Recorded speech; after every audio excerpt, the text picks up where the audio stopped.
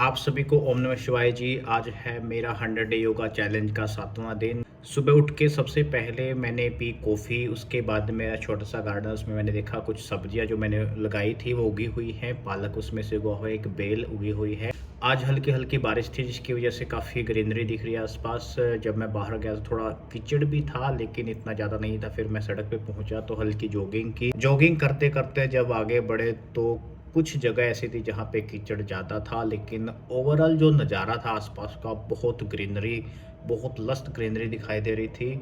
और बारिश भी ऐसी थी कि ना ज़्यादा तेज़ बारिश थी जिसकी वजह से भीग सके, और ऐसा ठंडा मौसम था जिसमें एक्सरसाइज करने का बहुत ज़्यादा मज़ा आता है। आप चारों तरफ का एक बार नज़ारा देखिए। जब हल्की बारिश सुबह होती है तो उससे एक अच्छी बात ये हो जाती है कि कोई भी आसपास नहीं होता, और व्हीकल, बाइक ये भी सुबह-सुबह नहीं निकलते जिसकी वजह से सड़क बहुत खाली होती है। उसके बाद हम उस जगह पे पहुँचे जहाँ पे हम एक्सरसाइज करते हैं। फिर हमने रोज़ाना की तरह वार्म अप शुरू किया। सबसे पहले हमने रोटेशन एक्सरसाइज की, hand rotation, right hand rotation, फिर लेफ्ट हैंड से रोटेशन। पहले फ्रंट में की, उसके बाद बैक में की, उसके बाद हमने गर्दन की रोटेशन की, उसके बाद हमने शोल्डर की रोटेशन की, हिप रोटेशन, और उसके बाद एंकल रोटेशन। जितने भी हमारे मेजर जॉइंट होते हैं उनकी रोटेशन एक बार आपको ज़रूर कर लेनी चाहिए जब भी आप कोई अच्छी एक्सरसाइज करते हैं। अगर उनकी रोटेशन कर लेते हैं तो उनमें इंजरी का चांस बहुत कम हो जाता है, क्योंकि उनके आसपास जो लिगामेंट और टेंडन होते हैं वो खिंच जाते हैं जब आप ज़्यादा एक्सरसाइज करते हैं, कोई तेज मूवमेंट करते हैं। इसलिए जब उनकी रोटेशन आप कर लेते हैं तो उसमें इंजरी के चांस कम हो जाते हैं। उसके बाद हमने अपना कार्डियो स्टार्ट किया। सबसे पहले ऑन स्पॉट जंपिंग की, उसके बाद जंपिंग जैक्स किए, ऑन स्पॉट रनिंग की, और उसके बाद हमने पुशअप्स भी लगाए। सबसे पहले स्टैटिक पुशअप्स लगाए, फिर हमने तेज वाले पुशअप्स लगाए। कई सारी वैरायटी पुशअप्स की होती हैं जो आप ट्राई कर सकते हैं। उसके बाद आज हमने जो स्प्रिंट का हमारा सेशन होता है वो हमने कैंसिल कर दिया, क्योंकि आसपास काफ़ी कीचड़ था, और जब आप तेज दौड़ते हैं तो चांस काफ़ी रहते हैं कि आपका पैर फिसल सकता है। इसलिए आज कीचड़ की वजह से हमने वो कैंसिल कर दिया। रास्ते में हमने देखा अतिबला का पौधा काफ़ी सुंदर दिखाई दे रहा था।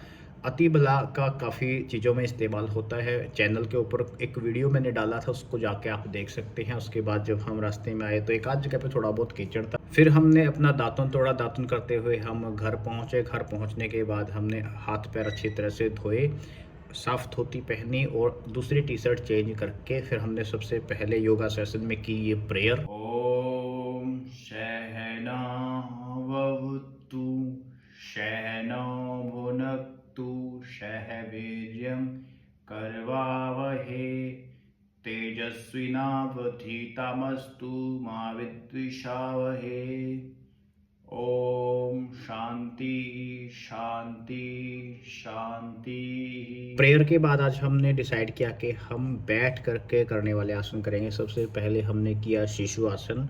ये आपको स्ट्रेच भी करता है। आप जब कोई भी आसन शुरू करते हैं तो ये आसन यदि आप स्टार्टिंग में कर लेते हैं तो आपकी जो हिप की मोबिलिटी है वो ठीक हो जाती है। मेरी हिप काफ़ी स्टिफ है, आप भी देख सकते हैं। इसके बाद मैंने दूसरे नंबर पे ट्राई किया उष्ट्रासन। उष्ट्रासन में आपको इस तरह से हाथ ऊपर से ले जाकर के अपनी एड़ियों के ऊपर टिकाने होते हैं।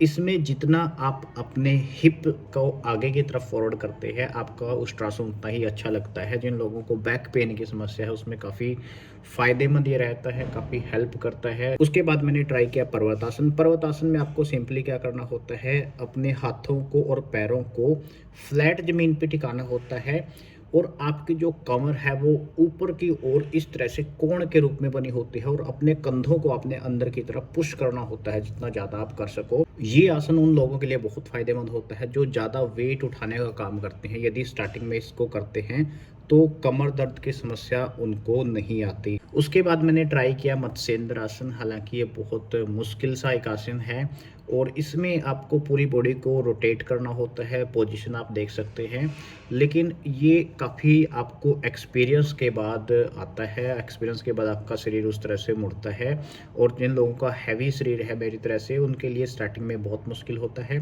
पहले राइट साइड में किया, फिर लेफ्ट साइड में किया। आप जब भी इसको करते हैं दोनों तरफ आपको करना होता है। हाथ से आप अपने एंकल को इस तरह से पकड़ सकते हो, और फिर पूरी बॉडी को आपको इस तरह से रोटेट करना होता है। शरीर की फ्लेक्सिबिलिटी को ये इंक्रीज करता है, और शरीर में वात दोष जितने भी होते हैं वात दोषों को निकालने का काम करता है, क्योंकि आपके जो फेफड़े होते हैं इसमें पूरी तरह से रोटेट हो जाते हैं। ये एक ऐसा आसन है जिसमें आपका लोअर बॉडी और अपर बॉडी इतने एंगल में रोटेट होते हैं कि उनका कनेक्शन आपस में कट हो जाता है कुछ समय के लिए। इसके बाद हमने जानु शीर्षासन ट्राई किया। जानु शीर्षासन फ्लेक्सिबिलिटी को इंक्रीज करने के लिए बहुत अच्छा आसन माना जाता है। आपको क्या करना होता है, सिंपली आप अपने पैर को आगे से इस तरह से पकड़िए और अपनी पूरी बॉडी को आगे की तरफ इस तरह से झुकाना होता है।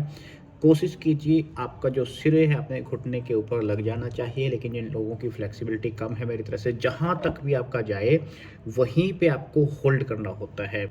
इसमें यदि आप होल्ड नहीं करोगे तो फ्लेक्सिबिलिटी आपकी नहीं बढ़ेगी। ये आपको दोनों तरफ से करना होता है। हमने पहले लेफ्ट से किया, फिर हमने राइट से भी जानु शीर्षासन किया। आसन आज के लिए काफ़ी हैं। उसके बाद हमने प्राणायाम शुरू किया। प्राणायाम में सबसे पहले अनुलोम विलोम आपको करना होता है नाड़ियों की शुद्धि के लिए।